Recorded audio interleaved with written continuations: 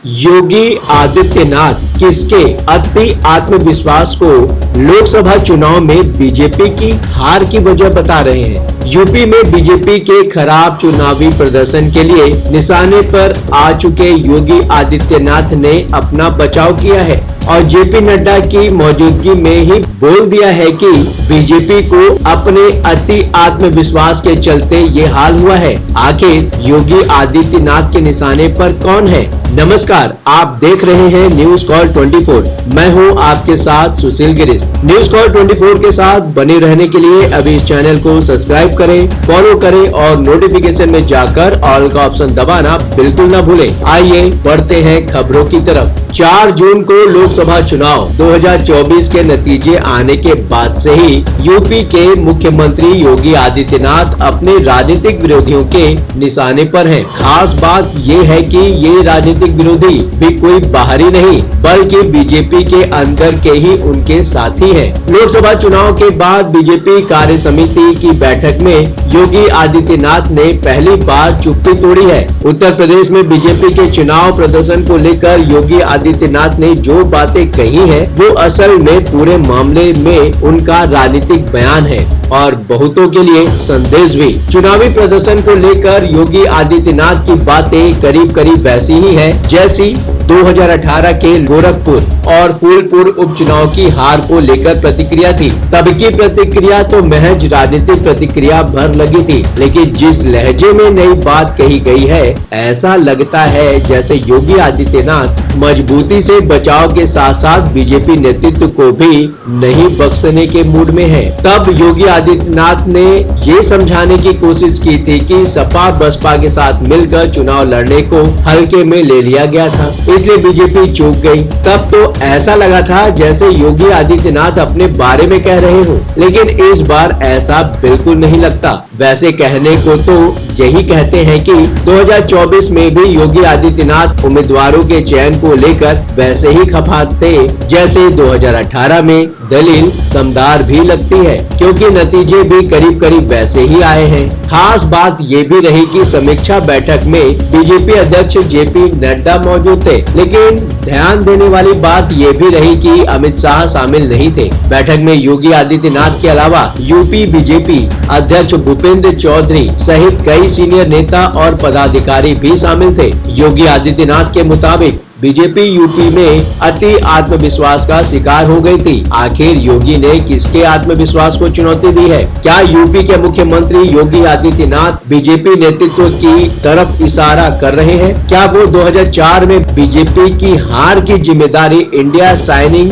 जैसे over confidence से भरे कैंपेन की तरफ इशारा कर रहे हैं? क्या अति आत्मविश्वास के बाद बीजेपी के हालिया कैंपेन अब की बार 400 पार पर सवालिया निशान लगा रहे हैं? बीजेपी की ये समीक्षा बैठक ऐसे वक्त हुई है जब लोकसभा चुनाव जैसे ही झटका पार्टी को फिर से लगा है। देश के 7 राज्यों में 13 विधानसभा सीटों पर उपचुनाव में भी बीजेपी को बुरी तरह हार का मुंह देखना पड़ा है। इन चुनाव में इंडिया गठबंधन को 10 सीटों पर जीत मिली है, जबकि बीजेपी को सिर्फ 2 ही सीटों से संतोष करना पड़ा है। बिहार में 1 सीट पर निर्दलीय उम्मीदवार की जीत हुई है और उससे भी महत्वपूर्ण बात यह है कि जल्द ही उत्तर प्रदेश में भी 10 विधानसभा सीटों पर उपचुनाव होने वाले हैं। लोकसभा चुनाव 2024 में बीजेपी को सबसे ज्यादा निराश यूपी में ही होना पड़ा है, जहां उसकी सीटें 2019 में मिली 62 सीटों से घटकर इस बार सीधे 33 हो गई हैं और बीजेपी के 240 सीटों पर सिमट जाने की सबसे बड़ी वजह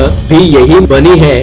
कहां अपने बूते बहुमत हासिल करने वाली बीजेपी की हालत ये हो गई कि सरकार बनाने के लिए नीतीश कुमार की जेडीयू और चंद्रबाबू नायडू की टीडीपी का सपोर्ट लेना पड़ा है। लोकसभा चुनाव के नतीजे आने के बाद से ही योगी आदित्यनाथ के भविष्य को लेकर तरह तरह की अटकलें लगाई जाने लगी थी और योगी आदित्यनाथ के के खिलाफ सोशल मीडिया पर चल रहे कैंपेन के खिलाफ धीरे धीरे उनके समर्थकों ने मोर्चा संभाल लिया। अब योगी आदित्यनाथ ने चुप्पी तोड़ते हुए खुद मोर्चा संभाल लिया है। असल में लोकसभा चुनाव के दौरान अंतरिम जमानत पर छूटने के बाद दिल्ली के मुख्यमंत्री अरविंद केजरीवाल ने योगी आदित्यनाथ को लेकर कहानी सुनाना शुरू कर दिया था। अरविंद केजरीवाल का कहना था कि 75 साल के होने जा रहे प्रधानमंत्री नरेंद्र मोदी रिटायर हो जाएंगे और अमित शाह की नजर प्रधानमंत्री की कुर्सी पर है और ऐसा होते ही सबसे पहले योगी आदित्यनाथ का पत्ता कट जाएगा। चुनाव के दौरान अरविंद केजरीवाल ने जो सब पैदा करने की कोशिश की थी, नतीजों की वजह से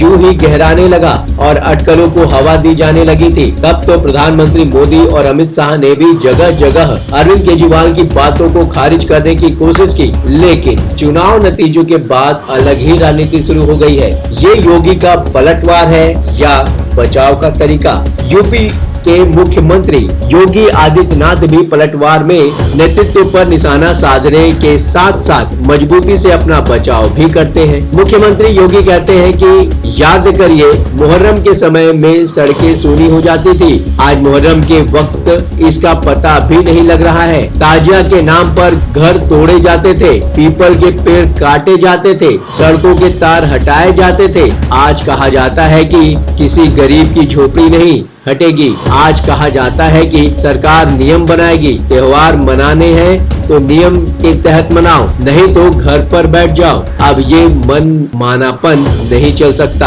हार पर अपनी बात रखते वक्त योगी आदित्यनाथ शुरुआत तो प्रधानमंत्री मोदी की तारीफ के साथ करते हैं, लेकिन लगे हाथ जो कहना चाहते हैं बोल भी देते हैं। कहते हैं, प्रधानमंत्री मोदी जी के नेतृत्व में हमने विपक्ष पर लगातार दबाव बनाए रखा और उत्तर प्रदेश में अपेक्षित सफलता हासिल की, चाहे 2014 हो, 2019 लोकसभा चुनाव हो या 2017 और 2022 के यूपी विधानसभा चुनाव। इस बार भी पहले जितना ही बीजेपी को वोट मिला है, लेकिन वोटों में बदलाव और अति आत्मविश्वास ने हमारी उम्मीदों को नुकसान पहुंचाया। आखिर ये अति आत्मविश्वास किसका है? उनकी बातों से इस बार ऐसा तो नहीं लगता कि योगी आदित्यनाथ अपनी बात कर रहे हैं। तो क्या योगी आदित्यनाथ के ऐसा बोलने का आशय बीजेपी के केंद्रीय नेतृत्व के ओवर कॉन्फिडेंस से है? क्या योगी आदित्यनाथ बीजेपी अध्यक्ष जेपी नड्डा के उस बयान की भी याद दिलाने की कोशिश कर रहे हैं जो राष्ट्रीय स्वयंसेवक संघ की नाराजगी की वजह बना था? जेपी नड्डा ने कहा था, भाजपा अब पहले की तुलना में काफी मजबूत हो गई है, इसलिए अब संघ के समर्थन की जरूरत नहीं है। लोकसभा चुनाव के ठीक पहले जिस उत्तर प्रदेश में राम मंदिर बन चुका हो, उसी साल चुनावी हार यूं ही हजम कैसे हो सकती है? हकीकत को कबूल तो करना ही पड़ता है। वैसे योगी आदित्यनाथ की बातें तो निशाने पर गहरी चोट करती प्रतीत भी हो रही है। कहां बीजेपी ने 2019 में अमेठी की ही तरह इस बार रायबरेली से भी राहुल गांधी को हराने का प्लान बनाया था, और कहां समाजवादी पार्टी के एक स्थानीय विधायक से अयोध्या भी गंवा बैठी। और अयोध्या ही क्यों, हार हुई सीटों की सूची में ऐसी बहुत सी है जो बीजेपी का गढ़ मानी जाती रही है। और तो और प्रधानमंत्री नरेंद्र मोदी की जीत के अंतर को कहां 10 लाख तक पहुंचाने की बात चल रही थी और कहां पिछले 2 चुनाव से भी घट गई।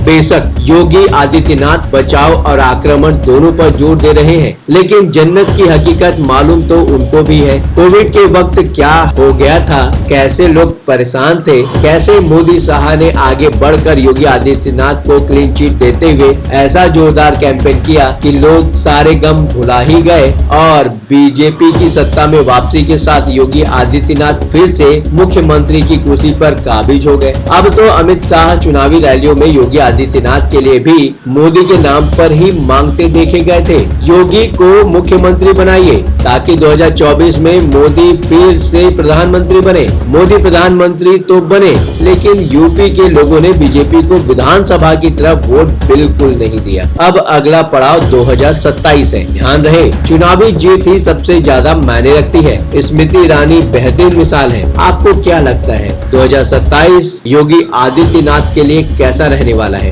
आप अपनी राय हमें कमेंट के माध्यम से भेज सकते हैं। लगातार खबरों के लिए बने रहिए न्यूज़ कॉल 24 के साथ। नमस्कार।